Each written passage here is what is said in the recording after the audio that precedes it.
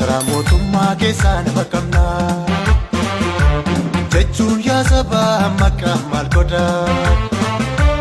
Ergaan kabajamne ergaan naaneffamne siidaan dhaabatee fi galaataan arganne lubbuun goototaa kaleessa dhabne. Masaraa mootummaa keessaa nama qabna jechuun yaa sabaa maqaa maal godha.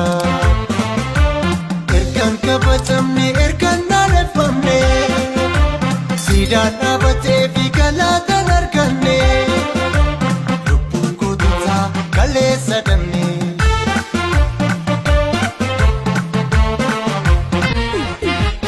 Awaaree gamtu malee lubbuun kiyyaa sabee sadii malee lafeen kiyyaa hidhaa sodaa reebamuu bagaa. Anin kennu